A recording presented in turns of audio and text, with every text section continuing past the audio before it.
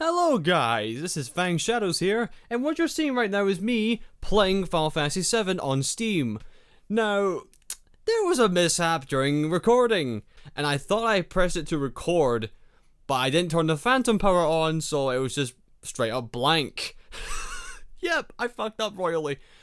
So, I spent an hour playing this game, talking, reading some of the dialogue, and just doing what I can, and it was not recording my audio. Yeah, I literally wanted to kill myself at that point. That was just, I wanted to fucking die. So pretty much, I'm playing Final Fantasy VII right now because Final Fantasy VII Remake is coming out next year on March the 3rd, and I thought that's pretty cool. It's exciting because this game is a national treasure in terms of PlayStation. Because back then, like, when the PS1 came out, Final Fantasy VII was a big fucking deal.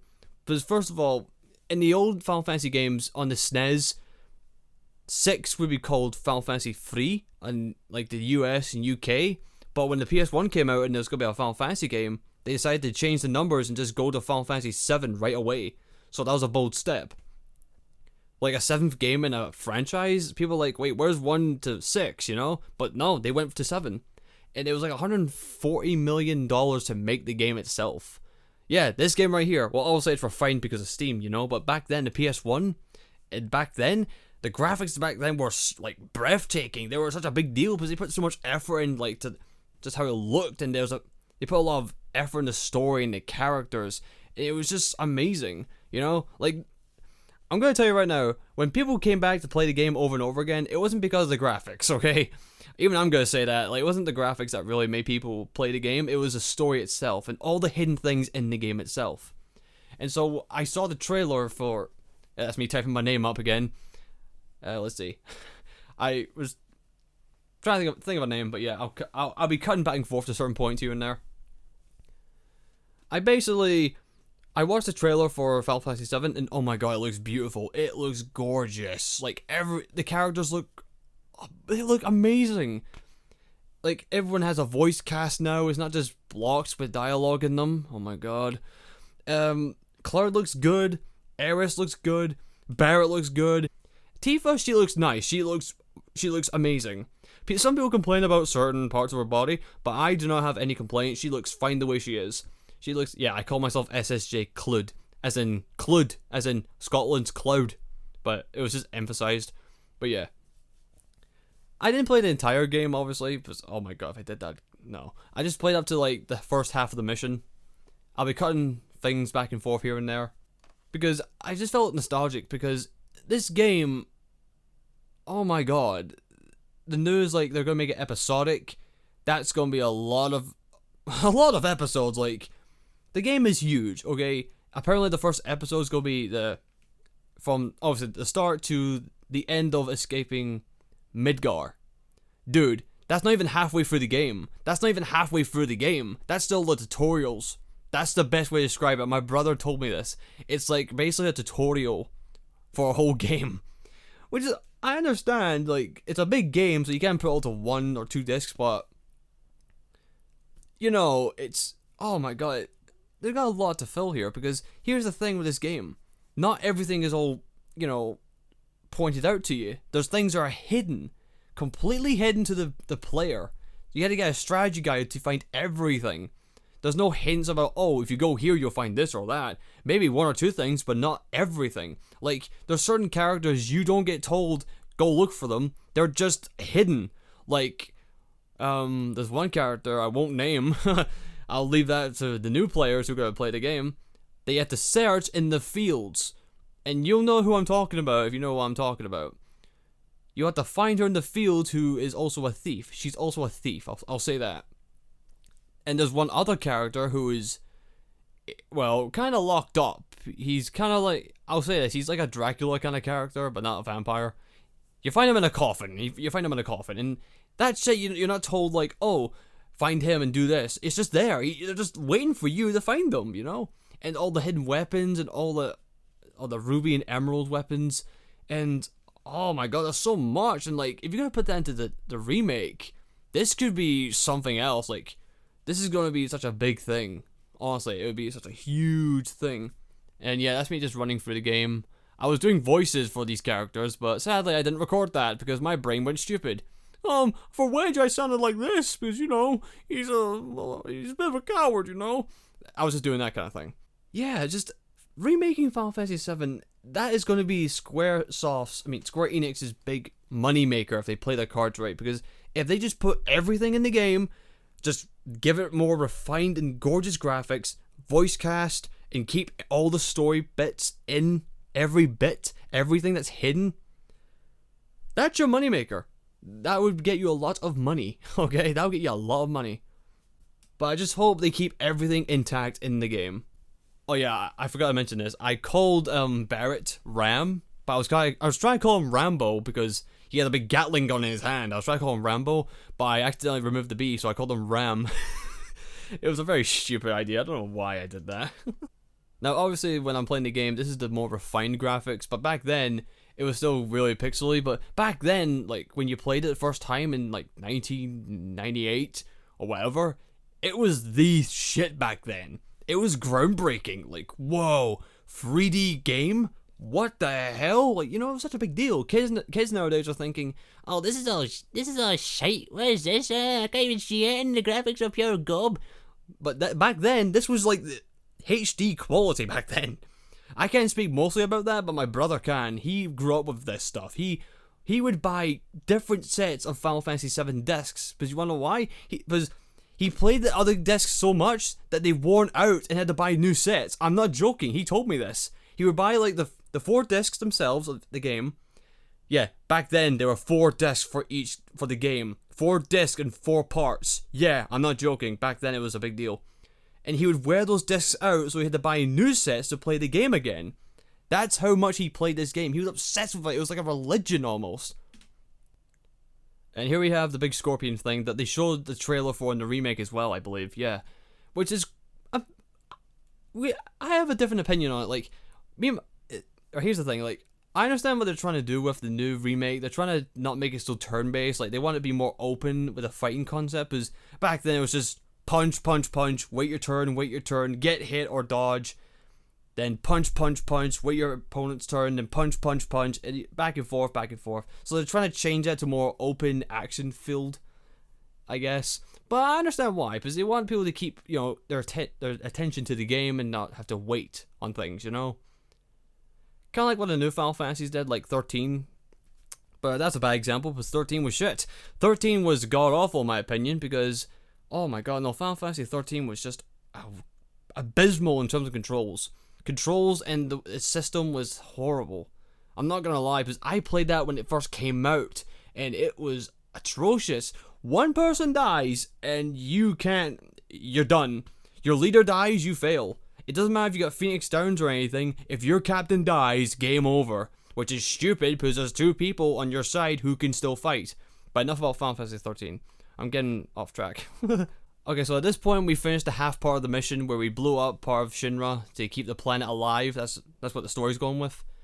During this part, we'll meet someone, and this person has different options. Like, back then, it's a big deal, because having choices in a game like this, like, different stats of, like, how your relationship is with the characters was unique at the time. Like, oh my god, wait, what? I can actually have consequences for, like, characters, like, personality traits? Like, I could have different connection statuses? Like, watch. This is Flower Girl, Eris. You meet her, and she'll ask you something, and depending on what you say, it could alter the story in some way, like your relationship with her or someone else. I can't even talk. It relies on your response. No, that's like the norm nowadays. But back then, that was really unique. Most games were just kill, kill, kill, kill, kill, kill. Yeah, we beat the monster, but no, like, actual dialogue options. Not much of effect, anyway. But in this game, they actually took effect. Like, for me, I picked the flower and just bought it because, you know, just being nice. Although you could be just a jerk, like, just cold and brooding, like, yeah, I don't care. Now, hopefully this video is allowed to be on, because I know Square Enix has an issue with certain games being on YouTube. I think it just depends on the soundtrack, because Final Fantasy VII has got a quite known soundtrack. I mean, with One Winged Angel, Genova, oh my god. Like, the soundtrack is good. The soundtrack is good. Even when playing the game just by itself, it's pretty good. And see, if you're going to play the game, explore everything, because you might find something that will help you later on. Like, a rare materia that's basically your magic, or a summon or something. It could really help you out in the end. So yeah, if you're gonna play the game, buy on PSN, buy the remastered version, or wait for the remake if you want. Wait for the remake, or get the remastered.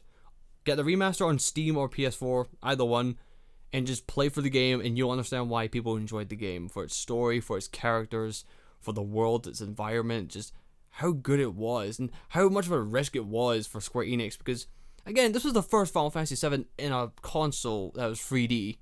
Like, this was a big thing, like $140 million to make this thing. I believe it's $140 million. $140 million.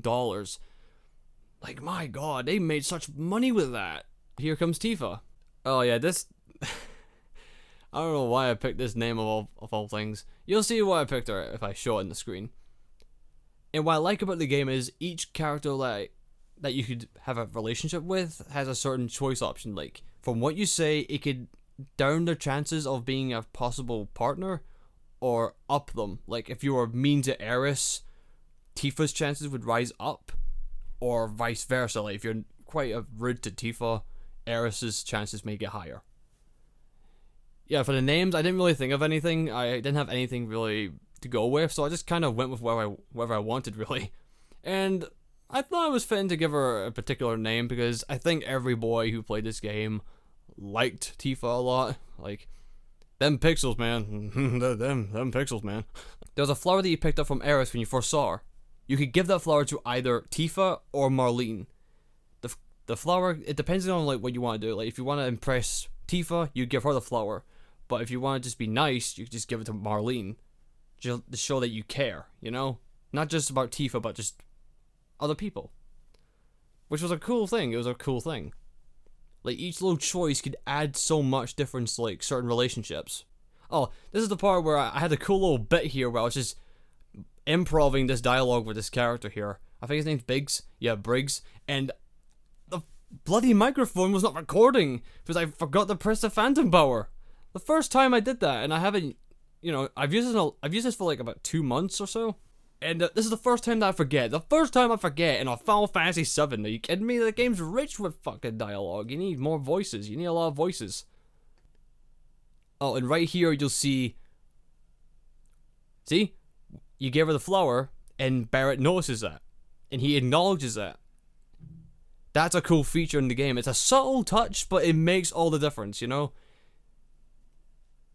You get that kind of dialogue. See, it's so open branched. Like, that kind of thing is nice. Oh yeah, I forgot. I didn't realize. I named Tifa Crush and Barrett Ram. That was not a good combination of words. I'm not gonna lie, that was a poor choice of words I picked. Like, what the hell is wrong with me? Like, Crush? Ram? Oh my god. Like, there's one option, you can just go and, you know, meet up with a group, or you can actually get more information with Tifa and just get more, you know, character time, you know? And they aren't just pointless moments in the game. These sort of moments add more emotional investment with the characters. Like, they care about you, and you show that you might care about them or not care, depending on how you want to play the game, because it gives you certain options. You just play the game how you want to, but it adds a lot of more information for you in terms of their relationship. Again, I gotta imply this. The graphics back then were not what sold the game. Oh no. I mean, yeah, back then it was amazing, but it wasn't what sold people. It was just the initial dialogue-heavy, story-rich kind of tale. Okay? Like every Final Fantasy, yeah, but with 3D games, you know, with the PS1, there was so much you could do, you know, but it was just unique. Like, for its choices and its characters. Like, it could have just, you know, give a half-assed story and just, you know, not do much. Just go to one point, then to point B, then point C, then point D. But no, this was more open. Like, you could change things up a bit. And this is where I pretty much just stop right here, because, I thought I recorded enough, but apparently I didn't record the audio. Technical difficulties. But yeah, that was me playing Final Fantasy VII Remastered on Steam. You can get it on the PS4 as well, if you're not got a good PC to run it. I mean, it shouldn't take that much to run it on a PC, but in case you don't want to, get it, play the game itself. It doesn't cost much. It's what's like £14 for the Remastered. But if you want to wait and play the full episodic form of the game on 2020, March 3rd, sure, go for it. I cannot wait. I really cannot wait, because they can't fuck it up. They certainly can't. But the way it looks for how it could be the biggest moneymaker for Square Enix. Like, a remaster complete with great, brilliant, gorgeous graphics, voice casting, new action system, not as much turn-based, but still keeping to its elements. It could be good. It could be amazing. So yeah, I hope you guys enjoyed this. I wish you could have heard what my commentary was, but sadly that never is going to happen now. God damn it. So yeah, I hope you guys enjoyed this. And make sure to check out all my other gaming stuff. I do visual novels, just all kinds of stuff, and just having fun really, just having a blast and doing voices and just all kinds of laughs. I used to go with Charmander because I'm a fire guy. So let's go. Wait. What the fuck? What the fuck? I am indeed the youngest scholar to have acquired an Inquisitor's license. This means I'm qualified to teach and mold our youngest generation, and tasked with making sure that they learn everything there is to know about learns. Did I say lean? I meant learn. How am I a scholar? I can't read. So yeah, hope you guys enjoying this. Hope you guys watch other stuff from me. And if you like what you see, I'd appreciate if you subscribe. YouTube's being weird with the subscribe button, because apparently you gotta like click on the bell to get like occasional notifications or some shit, because YouTube, it kind of fucks up sometimes. We all know that. We all know that. YouTube doesn't know when to stop when it's not broken, but they know how to do that. Once it's not broken, they'll fucking break it.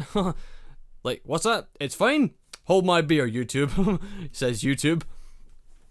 So yeah, make sure you click on the bell if I have a bell. I don't think I do, but in case I do, click on it. I'd appreciate that. And just keep up to date.